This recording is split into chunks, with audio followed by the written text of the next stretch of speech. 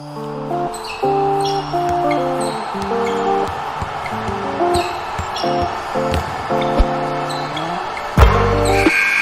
boa tarde, bom dia, boa noite para todos vocês que estão nos escutando. Esse é o podcast No Garrafão, produzido pela Atlética Fabico. Eu sou o Beto e já vou logo de cara apresentar para vocês quem mais está comigo nessa jornada. Começando pela Rafa. Tudo certo, Rafa? Tudo certo, Beto. Bom dia, boa tarde, boa noite. E também tem aqui conosco a Tainá. Fala, Tainá, tudo bem? E aí, pessoal, tudo certo? Vamos dar-lhe! Então tá, vamos dar-lhe. Hoje a gente vai aqui tentar quebrar os conceitos da NBA, voltando até as bases da Liga Americana de Basquete. Esse vai ser um episódio bastante básico mesmo, e eu já adianto que a explicação vai ser dividida em alguns tópicos, como temporada regular, estrutura do jogo, playoffs, draft, entre outros. Tem muita coisa mudando nessa temporada, então a gente já vai começar com essas explicações. A temporada atual vai ter algumas mudanças por conta da pandemia, a começar por um encurtamento da competição. O formato de 82 jogos por temporada foi adotado em 1967 e é vigente desde então, sendo alterado pela primeira vez em 2020. Mas calma, a gente vai voltar um pouquinho mais para explicar desde o início. A NBA é composta por 30 equipes que disputam um total de incríveis 82 jogos na temporada regular. Essas equipes se dividem em duas conferências, leste e oeste, tendo então 15 equipes em cada conferência. Ao final desses 82 jogos, os 8 melhores colocados se classificam para os playoffs, que nada mais é do que uma etapa mata-mata. A ordem é simples. O primeiro colocado na divisão enfrenta o oitavo colocado dessa mesma conferência. O segundo enfrenta o sétimo e por aí vai. As séries de mata-mata duram entre 4 e 7 partidas cada, ou seja, quem vencer 4 partidas na série avança na competição. Assim vai afunilando até que se chegue a um campeão de cada conferência. Os dois campeões se enfrentam na grande final que vale o título da NBA. Confuso? Mas calma aí, que essa temporada vai ser pior ainda. Ao contrário do que sempre acontecia, nessa temporada não vai ter 82 jogos, mas sim 72. Com isso, uma nova etapa será adicionada ao calendário da NBA. Entre a temporada regular e os playoffs, acontecerão duas decisões rápidas, chamadas de play-in.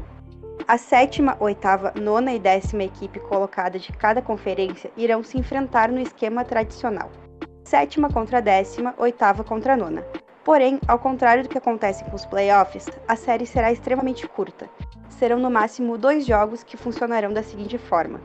As equipes que ficaram em sétimo ou oitavo lugar precisam apenas vencer uma partida. Já as equipes que ficaram em nono e 10º lugar precisam vencer os 2 jogos para conseguir a classificação. Dessa forma, vão ser definidos os 8 clubes que seguirão para os playoffs. Vale lembrar também que é muito comum as equipes não estarem sempre da mesma rodada ou terem disputado o mesmo número de jogos. Ao contrário do futebol, não se soma 3 pontos com uma vitória, muito menos existe empate. Na NBA, as equipes deixam a quadra com a vitória ou com a derrota. Em caso de empate, o jogo segue para uma prorrogação de 5 minutos. Se a partida seguir empate, vai para uma nova prorrogação e segue assim até uma equipe estar à frente no estouro do relógio.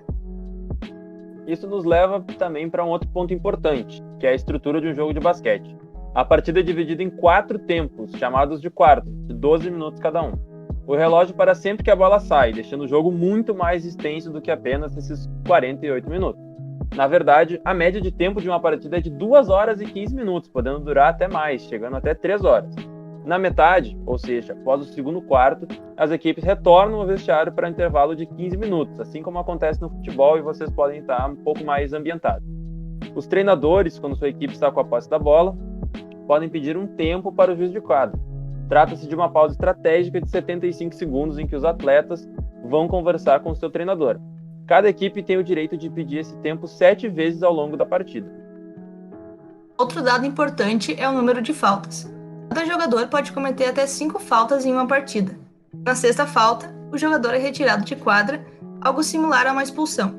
Já a equipe como um todo pode cometer até 4 faltas em um quarto, enquanto a partir da 5ª, o adversário recebe a oportunidade de arremessar 2 lances livres. Sim, é confuso, mas a gente garante que na prática tudo faz sentido. Por falar na prática, basquete é um esporte de muitos pontos e isso ainda não foi explicado aqui. A quadra é dividida em 2 lados espelhados. Assim, em ambos lados, há uma linha de 3 pontos, um garrafão e uma cesta. Calma, tudo isso vai ser explicado.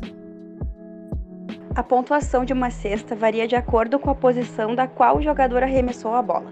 Localizada a 7 metros e 24 centímetros da cesta, está a linha de 3 pontos. Todos os arremessos realizados de trás dessa linha valem um total de 3 pontos, como o nome já deixa claro.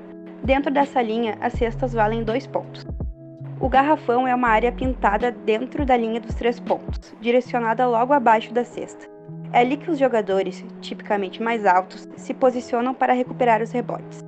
Na sua ponta, próximo à linha de 3 pontos, fica a marcação dos lances livres. Lembra que falamos das faltas que geram lances livres? Então, é aqui que eles entram. Os jogadores que receberam algum tipo de falta na hora do arremesso vão para essa marcação e recebem a oportunidade de arremessar 2 vezes livres de marcação.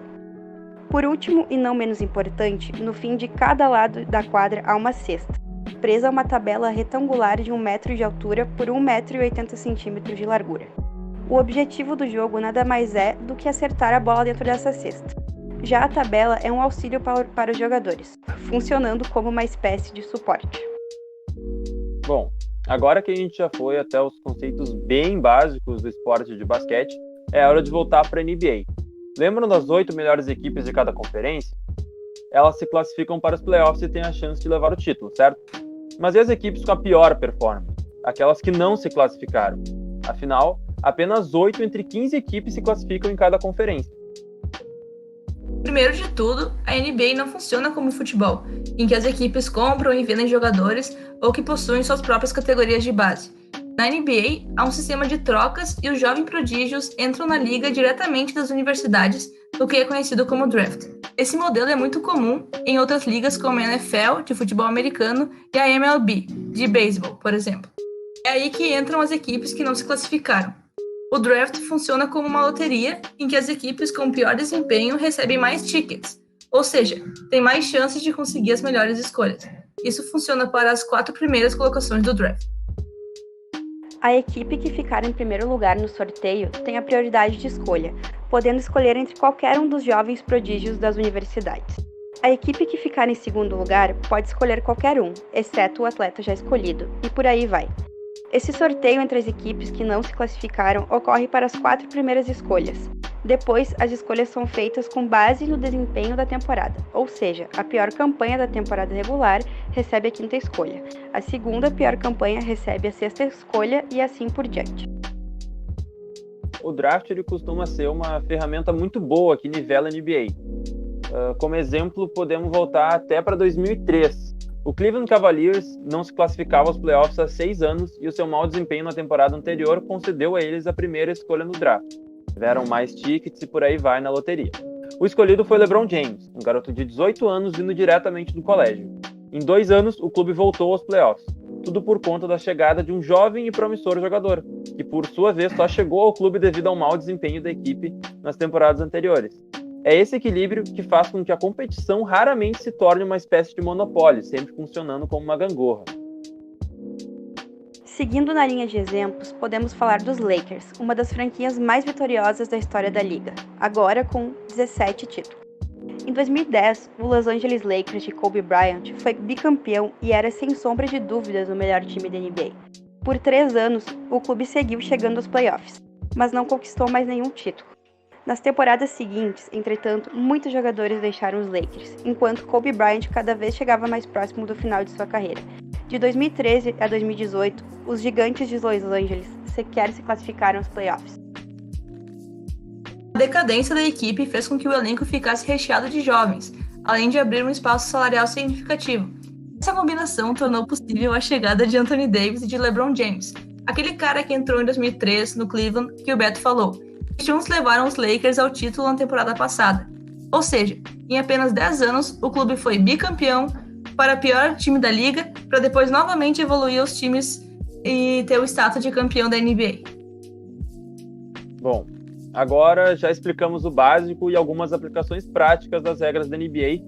Vamos ficando por aqui. O Garrafão vai voltar na semana que vem e te prepara que tem bastante conteúdo. WNBA, os favoritos de cada conferência e, claro, a nossa opinião sobre a próxima temporada, sempre regada com muito clubismo. Eu sou Beto Funk e comigo participaram Rafa Pereira e Tainá Delazeri. Um abraço, um beijo e tchau!